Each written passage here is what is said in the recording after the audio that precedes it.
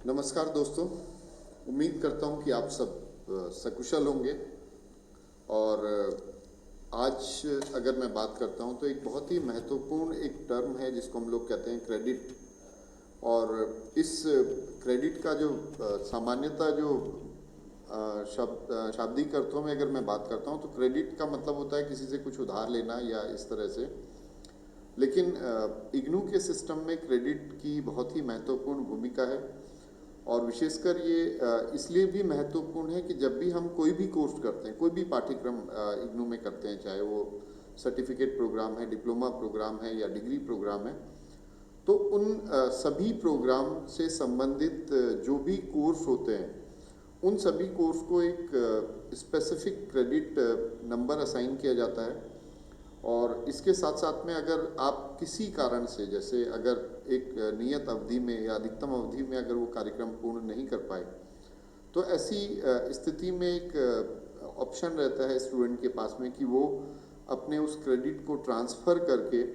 फिर से अपना उसको जो चीज़ें कंप्लीट कर चुके हैं उस चीज़ को वो अपना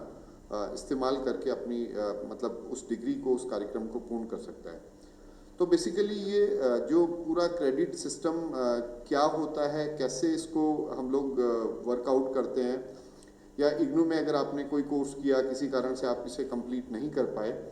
तो ऐसी स्थिति में आपका वो कोर्स का एग्जैक्टली होगा क्या, या उस कोर्स को लेके अगर हम बात करते हैं तो किस तरह से वो कोर्स आपको बाद में भी लाभकारी हो सकता है, यानी कि कितने वर्ष तक उसका मैक्सिमम उसका पीरियड होगा। तो इन सब चीज़ों को ध्यान में रखते हुए मैंने प्रयास किया है कि आज के इस वीडियो के माध्यम से आप लोगों तक मैं वो सारी सूचनाएं पहुंचा पाऊं। तो सबसे महत्वपूर्ण चीज़ जो है वो ये होगी कि एग्जैक्टली ये क्रेडिट सिस्टम होता क्या है, या जो हम लोग जो क्रेडिट वर्ड की बात करते हैं, क्रेडिट एग्जैक्टली है क्या। तो ये जो सबसे जो इम्पॉर्टेंट चीज़ है कि क्रेडिट जिसको हम लोग कहते हैं, क्रेडिट का सामान्यतः जैसे मैंने पूर्व में कहा कि क्रेडिट का मतलब होता है किसी से कुछ उधार लेना, या किसी सिस्टम से या बैंक से या कहीं से भी अगर हम कुछ उधार लेते हैं तो उसको हम लोग कहते हैं, हम लोग क्रेडिट के तौर पर कहते हैं।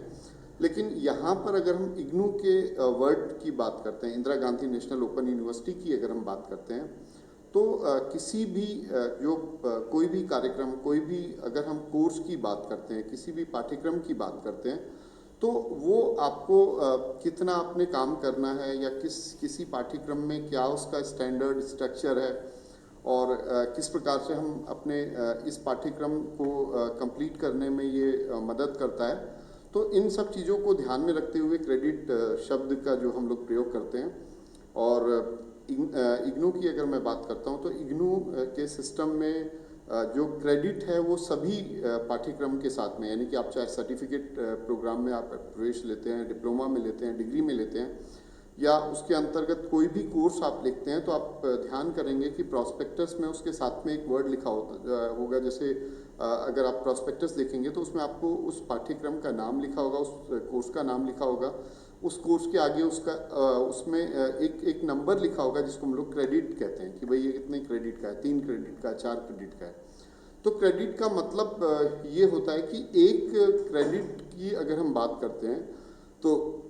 एक क्रेडिट जो है वो 30 आवर्स की स्टडी के इक्विवेलेंट है। यानी अगर किसी भी पाठ्यक्रम में अगर वो 2 क्रेडिट का है तो ऐसी स्थिति में आपको 30 आवर्स के अकॉर्डिंगली उसमें 60 आवर्स यानी 60 घंटे का समय देना होगा। इसी प्रकार से अगर आपका कोई पाठ्यक्रम अगर या कोई कोर्स अगर आपका 3 क्रेडिट का है तो ऐसी स्थिति में आप ये जो पाठ्यक्रम होगा, जो वो पाठ्यक्रम जो पर्टिकुलर कोर्स होगा उसमें 90 आवर्स आपको देना होगा। इसके अलावा एक बहुत ही महत्वपूर्ण है कि जो क्रेडिट के आधार पर हम लोग ये पहचान कर सकते हैं कि वो जो पर्टिकुलर कोर्स है, पर्टिकुलर प्रोग्राम है, तो वो प्रोग्राम का कितना स्ट्रक्चर है, कितना उसका वजन है। तो यहाँ पर हम लोग कह सकते हैं कि जैसे जो बैचलर डिग्री या जो स्नातक जो पाठ्यक्रम होते हैं उनकी जो स्ट्रक्चर होता है, उनका जो लोड होगा, कोर्स लोड होगा, वो 96 से 120 क्रेडिट तक हो सकता है। इसी प्रकार से जो मास्टर्स डिग्री प्रोग्राम होते हैं उसमें सामान्यतः 64 से 72 क्रेडिट तक इसका लोड हो सकता है। इसी प्रकार से एक बहुत ही महत्वपूर्ण जो इसका आयाम होता है किसी भी पाठ्यक्रम का जब हम डेवलप करते हैं, तो उस पाठ्यक्रम को डेवलप करने के साथ में कई पहलू जुड़े होते हैं। जैसे अगर हम बात करते हैं जो नेशनल एजुकेशन पॉलिसी की, तो नेशनल एजुकेशन पॉलिसी में कई कैटेगरी को सम्मिलित किया गया है, जिसमें कोर कोर्सेज हैं, इसके अलावा स्किल बेस्ड है या फिर कोई और कैटेगरी है। तो बेसिकली उस कैटेगरी का कितना मिक्सचर होना चाहिए, ये इसी तरह हुआ जैसे हम लोग कह सकते हैं कि जैसे हम लोग अगर कोई दाल बनाते हैं, कोई भी सब्जी बनाते हैं, तो उस सब्जी में हर चीज़ का एक सामान्य जो मिश्रण होता है, उस मिश्रण की तरह ही यहाँ पर अगर किसी पाठ्यक्रम में हमको किस कैटेगरी में कितना लोड एक्सेस देना है, किस मतलब जो कोर कोर्सेज हैं, इलेक्टिव हैं, फाउंडेशन कोर्सेज हैं या बाकी और जो कैटेगरीज हैं, उन कैटेगरीज में कितनी उसको वेटेज देनी है, वो सारी वेटेज हम लोग क्रेडिट के आधार पर उसका चयन कर सकते हैं। इसके अलावा हम लोग ये भी जानते हैं कई ऐसे पाठ्यक्रम होते हैं जिसमें अगर आप देखेंगे तो उसके स्ट्रक्चर में कई कोर्सेज होते हैं और उन कोर्सेज के आधार पर आपको अपने पाठ्यक्रमों को अपनी चॉइस के आधार पर चयन करना होता है। और चयन करने के बाद हम लोग ये कह सकते हैं कि जो भी आप चयन करेंगे तो उसके साथ में एक प्रावधान होता है कि आपको कम से कम इतने क्रेडिट कंप्लीट करेंगे जिसके आधार पर आपको वो डिग्री या वो डिप्लोमा आपको मान्य होगा। तो ये एक तरह से जो भी पाठ्यक्रम है, चाहे वो सर्टिफिकेट पाठ्यक्रम है, डिप्लोमा पाठ्यक्रम है या यूजी पाठ्यक्रम यानी बैचलर डिग्री है, मास्टर डिग्री है, तो हर पाठ्यक्रम के साथ में एक जो जुड़ा होगा वो ये होगा कि जब भी आप ये पाठ्यक्रम करेंगे तो उस समय आपको इतने कम से कम इतना जो क्रेडिट है उसको कंप्लीट करना होगा। इसके अतिरिक्त अगर हम बात करते हैं मूल्यांकन की, तो मूल्यांकन में भी ये एक बहुत महत्वपूर्ण भाग रोल प्ले करता है, क्योंकि कोई भी पाठ्यक्रम जो हम लोग विकसित करते हैं या कोई भी विश्वविद्यालय विकसित करता है, तो विकसित करने के साथ में उसमें कि जो मूल्यांकन की प्रक्रिया होगी, तो उस मूल्यांकन की प्रक्रिया पूरी तरह से उसके क्रेडिट के आधार पर होती है। तो ये तो आपका जो हम लोग कह सकते हैं कि जो अगर हम बात करते हैं कोई भी सिस्टम में, खासतौर से अगर कोई भी पाठ्यक्रम आप इग्नू से कर रहे हैं, तो कहीं ना कहीं वो क्रेडिट शब्द आपके सामने आएगा। और क्रेडिट शब्द के साथ साथ में आपको ये समझना चाहिए कि एक क्रेडिट का मतलब 30 घंटे का आपको समय देना है, जिसमें कि आपकी काउंसलिंग क्लासेस हैं, बाकी आपको असाइनमेंट जो बनाने में समय देना होगा, और भी बाकी चीज़ें, प्रैक्टिकल है तो प्रैक्टिकल में समय देना होगा। तो इस तरह से ये टोटल क्रेडिट सिस्टम है और इस क्रेडिट सिस्टम के आधार पर ही किसी पाठ्यक्रम का विकास होता है। उसमें कितना प्रैक्टिकल कंपोनेंट होगा, कितना थ्योरी कंपोनेंट होगा, तो ये सारी चीज़ें क्रेडिट के आधार पर तय की जाती हैं। अब देखिए, दूसरा इसका जो बहुत ही महत्वपूर्ण आयाम है जिस पे हम लोग बात करना चाहते हैं, तो वो है क्रेडिट ट्रांसफ़र सिस्टम। यानी ट्रांसफ़र, एक तरह से अगर हमने कहा कि आपने कोई पाठ्यक्रम में प्रवेश लिया, तो आपके सामने दो स्थिति हो सकती हैं। एक स्थिति जिसमें कि आपने वो पाठ्यक्रम पूरी तरह से कंप्लीट कर लिया, तो ऐसी स्थिति में आपको किसी ट्रांसफ़र की ज़रूरत नहीं होगी। आपको यूनिवर्सिटी की तरफ से या यूनिवर्सिटी के द्वारा आपको जो डिग्री है वो आपको मतलब जो डिग्री है वो आपको प्राप्त हो जाएगी। और जो दूसरा एक ऑप्शन होता है जिसको हम लोग कहते हैं किसी कारण से अगर आप अगर वो कंप्लीट कर पाए, तो ऐसी स्थिति में आपके साथ में एक प्रॉब्लम रहेगी कि वो कोर्सेस या वो जो आपने जो कोर्स में आपने एडमिशन लिया था या जिस पाठ्यक्रम में आपने प्रवेश लिया था, तो उस पाठ्यक्रम को लेके आपके मन में कई तरह के सवाल होंगे कि एग्जैक्टली आपने सपोज किया कि मैं एक पाठ्यक्रम की बात करता हूँ कि आपने ग्रेजुएशन में प्रवेश लिया, या एक बहुत ही कॉमन जैसे कि मेरे पास अक्सर बच्चों के सवाल आते हैं कि वो bachelor in library and information science यानी BLIS में आपने प्रवेश लिया। अब BLIS में टोटल 9 कोर्सेज थ्योरी हैं और एक जो है वो इंटर्नशिप, ऑल्टरनेटिव या इंटर्नशिप है। तो टोटल उनको 10 कोर्स कंपोनेंट को कंप्लीट करना है, जिसमें BLI 1 221, 22, 23, 24, 25, 26, 27, 28, 29, 30, इस तरह से एक सिंपल कोड है। अब ऐसी स्थिति में अगर जैसे हम कहते हैं 221 से 229 तक जो है वो थ्योरी या आपके जो मतलब थ्योरी कोर्सेज हैं, जिसमें 227 प्रैक्टिकल है DDC का, तो तो इस तरह के टोटल 10 कोर्सेज अगर आप देखते हैं 230 इंटर्नशिप को मिला के, और किसी कारण से आपने प्रवेश लिया, उसकी जो ड्यूरेशन है उस पाठ्यक्रम की BLIS की, तो वो 1 वर्ष की है, और उसकी जो अधिकतम अवधि है यानी कार्यक्रम समाप्त करने की, तो वो 2 वर्ष की है। यानी किसी कारण से अगर आप 1 वर्ष तक नहीं कंप्लीट कर पाते, तो ऐसी स्थिति में आप 2 वर्ष तक यानी कि 6 महीने बाद एग्ज़ाम दे सकते हैं। फिर एक और ऑप्शन मिलेगा, यानी 3 ऑप्शन मिलते हैं। किसी कारण से आप 3 ऑप्शंस तक उस पाठ्यक्रम को नहीं कंप्लीट कर पाए, तो ऐसी स्थिति में आपने प्रयास किया परंतु 10 में से आपके 5 कंपोनेंट या 5 कोर्स ही कंप्लीट हो पाए, तो आपको अब ऐसी स्थिति में क्या होगा, क्योंकि आप ना तो वो डिग्री कंप्लीट कर पाए, आपको BLIS के लिए 10 कोर्स कंप्लीट करने थे, लेकिन 10 में से केवल 5 ही कोर्स कर पाए। तो वो जो 5 कोर्स किए हैं, उन कोर्स को लेके किस तरह की, मतलब क्या कर पाएंगे या क्या उसके लिए बेस्ट ऑप्शन हो सकता है। तो ऐसी स्थिति को या ऐसी स्थिति में जो बेस्ट ऑप्शन होता है वो हम कह सकते हैं क्रेडिट ट्रांसफ़र का एक ऑप्शन होता है। और ये जो ऑप्शन है, ख़ासतौर से जो क्रेडिट ट्रांसफ़र का ऑप्शन है, ये क्यों बेस्ट है, इसके लिए भी आप समझ सकते हैं। क्योंकि जो क्रेडिट ट्रांसफ़र का जो बेसिकली मतलब है कि आप पूरी तरह से आपने जो ये सिस्टम होता है, ये सिस्टम में आपको ये समझ के चलिए कि किसी कारण से अगर आपने जो पाठ्यक्रम के लिए या जिस प्रोग्राम के लिए निर्धारित कोर्सेज हैं, उन कोर्सेज में अगर आप 100% करेंगे, तो एक ऑप्शन आपको मिलेगा कि आपने वो डिग्री आपने प्राप्त कर ली। तो एक ऑप्शन ये है। दूसरा ऑप्शन ये है कि किसी कारण से, जैसे मैं अभी बोल रहा था कि आपने BLIS में एडमिशन लिया, और BLIS पाठ्यक्रम में टोटल 10 कंपोनेंट हैं, 10 में से 5 आपने कंप्लीट किए और 5 आपके रह गए। तो ऐसी स्थिति में आपके पास एक ऑप्शन है कि आप फिर से एक नया एडमिशन लेंगे। नया एडमिशन लेने के बाद आपको एक नया एनरोलमेंट नंबर मिल जाएगा, और नया एनरोलमेंट नंबर मिलने के बाद उसी प्रोग्राम के अगर सेम कोर्स या उसके इक्विवेलेंट कोर्स अगर आप चल रहे हैं अभी, तो ऐसी स्थिति में आप जो पुराने एनरोलमेंट नंबर पे, जो कि जिसकी मैक्सिमम या अधिकतम समय अवधि खत्म हो चुकी है, उस कोर्स को आप उसमें जो 5 कोर्स आपने पास किए थे, पास मतलब बिल्कुल कंप्लीट कर रखे हैं, असाइनमेंट, उसके जो प्रैक्टिकल है, उसके जो थ्योरी एग्ज़ाम है, वो सब कंप्लीट कर रखा है। तो ऐसी स्थिति में वो जो कंप्लीट वाले कोर्सेज हैं वो आपके नए एनरोलमेंट पे ट्रांसफ़र हो जाएंगे, और आपको केवल बचे हुए जो आउट ऑफ 10 जो आपके 5 कोर्स बचे हुए हैं,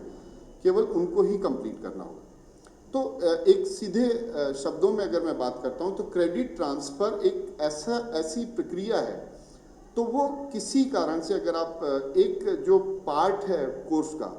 तो वो अगर आप पूरा नहीं कर पाते हैं, तो उस कोर्स को आप नए एनरोलमेंट में आप ट्रांसफ़र करा सकते हैं, या जो भी आपका जो कंपोनेंट है, कोई भी कोर्स है, उस कोर्स को आपको जो ट्रांसफ़र कराना है, तो उसको हम लोग इसको क्रेडिट ट्रांसफ़र कहते हैं। यहाँ क्रेडिट ट्रांसफ़र 2 तरह के होते हैं, एक जिसको हम लोग इंटरनल क्रेडिट ट्रांसफ़र कहते हैं, और दूसरा जिसको हम लोग एक्सटर्नल क्रेडिट ट्रांसफ़र कहते हैं। यहाँ जब इंटरनल क्रेडिट ट्रांसफ़र की बात करते हैं, तो हम कहेंगे कि आपने इग्नू में ही कोई कोर्स किया है, या किसी प्रोग्राम में आपने एडमिशन लिया, और इग्नू का वो पाठ्यक्रम, वो स्पेसिफिक प्रोग्राम आप अपने नियत समय पे या अधिकतम अवधि तक नहीं समाप्त कर पाए, तो ऐसी स्थिति में आपको जो इंटरनल क्रेडिट ट्रांसफ़र का बेनिफिट ले सकते हैं। इग्नू में ही आप पुनः एडमिशन लेंगे, और नया एडमिशन लेने के बाद पुराने रोल नंबर के कोर्स को नए रोल नंबर पे आप शिफ्ट कर सकते हैं। तो ये एक पहला ऑप्शन है जिसको हम लोग इंटरनल क्रेडिट ट्रांसफ़र कहते हैं। दूसरा ऑप्शन जो है वो है एक्सटर्नल क्रेडिट ट्रांसफ़र।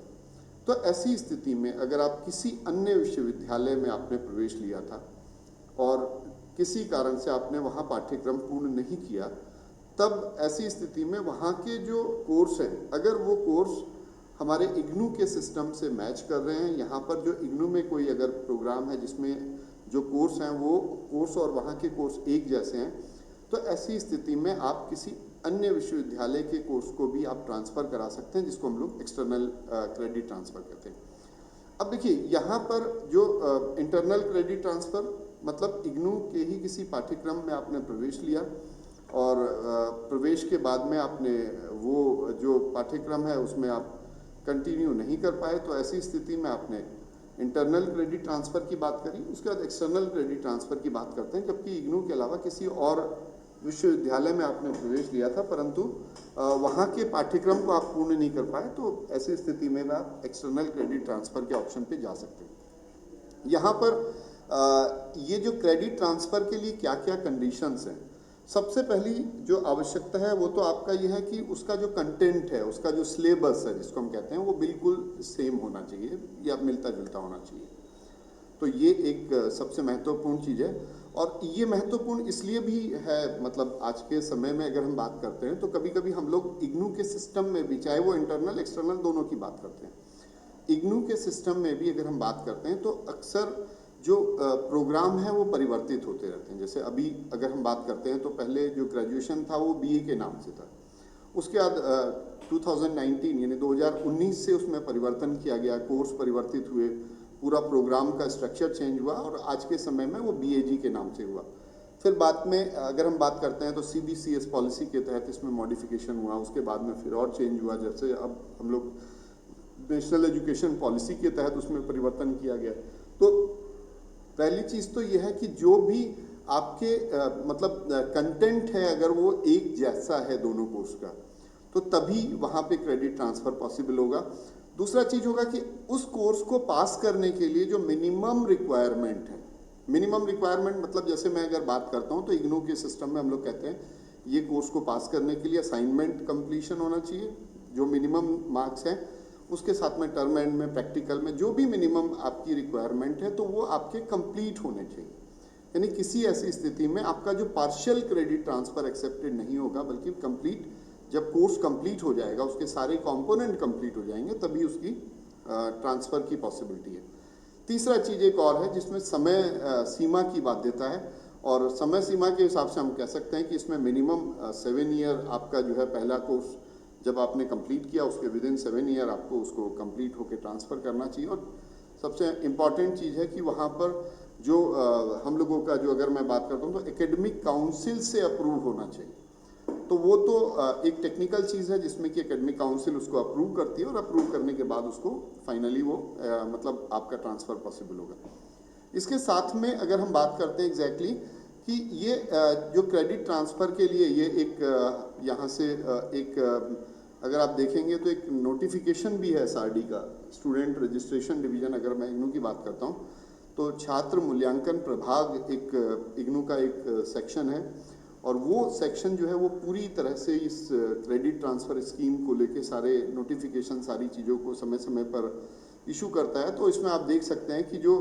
क्रेडिट है वो 2 तरह का है, जैसे मैंने आपको अभी बताया कि इंटरनल क्रेडिट है और दूसरा एक्सटर्नल क्रेडिट होता है। और जब भी आप क्रेडिट ट्रांसफ़र करेंगे तो उसके लिए आपको किसी रीजनल सेंटर या किसी स्टडी सेंटर के लिए नहीं, बल्कि सीधे सीधे जो student registration division block 3 IGNOU campus Maidangarhi को अप्लाई करना होगा। और इसके साथ में उसमें आपके जो 2 ऑप्शंस हैं कि अगर वो आपके पुराने एनरोलमेंट नंबर और नए एनरोलमेंट नंबर पे दोनों में एक जैसा ही कोर्स होना चाहिए, एक ही कोड होना चाहिए, या दोनों के बीच में अगर मैपिंग होगी तभी संभव होगा। इसके साथ में आपको नया एनरोलमेंट जो आपका जब एडमिशन दोबारा आप लेंगे तो उसका अपना आई कार्ड, उसके साथ में उसका जो आपने फ़ीस पेमेंट की है वो पेमेंट और सारी चीज़ों के साथ में करना पड़ेगा। और ये सारे रूल्स आप वेबसाइट पे देख सकते हैं। इसके अलावा अगर मैं बात करता हूँ कितनी इसकी फ़ीस होगी, तो ये अगर आपके टोटल जो क्रेडिट हैं वो 16 क्रेडिट हैं तो ऐसी स्थिति में उसकी फ़ीस 500 होगी। अगर 16 क्रेडिट से अधिक ट्रांसफ़र में आप कर रहे हैं तो ऐसी स्थिति में आपको क्रेडिट ट्रांसफ़र के लिए 1000 यानी 1000 रुपये आपको देना होगा। ये एक क्रेडिट ट्रांसफ़र का फॉर्म है, और इस फॉर्म में आप देखेंगे तो यहाँ पर सिंपल फॉर्म है जिसमें आपका नाम, आपका एनरोलमेंट नंबर, उसके साथ में अपना एड्रेस लिखना होगा, और नए प्रोग्राम में जब दोबारा एडमिशन लेते हैं तो उसमें न्यू एनरोलमेंट नंबर, उसके साथ में यहाँ पे अगर आप देखते हैं तो एक टेबल होगी जिसमें कि आपको जो सब्जेक्ट है या जो डिसिप्लिन है उसको उसका कोड हो गया, जैसे कोर्स कोड हो गया, उसका कोर्स में जो टाइटल है वो आपको लिखना होगा, उसका कितना क्रेडिट है ये आप क्रेडिट आप प्रॉस्पेक्टस से देख सकते हैं, और कितने आपने नंबर इसमें प्राप्त किए हैं वो सारे जो डिटेल हैं उसको आप भर सकते हैं। और भरने के बाद में इस तरह से आप जब पूरा भर देंगे तो भरने के बाद में आपको अपना जो फॉर्म है वो रजिस्ट्रार एसआरडी नई दिल्ली के नाम से आप इसको पोस्ट करेंगे। इसके साथ में जो भी रिक्वायर्ड फ़ी है रिक्वायर्ड फ़ी मतलब जो आपको जैसे मैं कहता हूँ कि इसमें जो टोटल आपको जो फीस लगेगी वो अभी मैंने जैसे कहा कि इसमें आपका डिमांड ड्राफ्ट बनेगा और वो डिमांड ड्राफ्ट आपके जो SRD के साथ में उस आवेदन के साथ में आप इसको लगा के भेज सकते हैं। तो बहुत ही एक सिंपल प्रक्रिया है, क्योंकि मेरा अपना अपना जो असेसमेंट है, मैंने देखा है कि कई बार ऐसी सामान्य स्थिति होती है जिसमें कि किसी कार्यक्रम की अधिकतम अवधि तक भी अगर आप कार्यक्रम पूर्ण नहीं कर पाते तो ऐसी स्थिति में आप इस क्रेडिट ट्रांसफ़र स्कीम का फ़ायदा ले सकते हैं। लेकिन ये स्कीम केवल दो चीज़ों के लिए, मतलब दो इसमें कंडीशंस हैं। पहली कंडीशन तो यह है कि वो जो पाठ्यक्रम जब आप ने जिसमें प्रवेश लिया था वो पाठ्यक्रम अभी भी कंटिन्यू हो रहा हो सिस्टम में, पहली चीज़। दूसरी चीज़, अगर ऐसे पाठ्यक्रम जिसमें कि कोर्स कोड तो चेंज हुए लेकिन कंटेंट सेम है, तो उसमें जो मैपिंग है वो मैपिंग वहाँ टैली कर रही हो। और अगर ये सारी चीज़ें मैप कर सकती हैं तो बहुत ही आसानी से आप क्रेडिट ट्रांसफ़र स्कीम का फ़ायदा ले सकते हैं। और ऐसे ख़ासतौर से कई ऐसे स्टूडेंट होंगे जो मैक्सिमम ड्यूरेशन तक अपना क्रेडिट नहीं कंप्लीट कर पाए हैं, तो मैं उम्मीद करता हूं कि ऐसे छात्रों के लिए ये वीडियो बहुत लाभकारी होगा। धन्यवाद।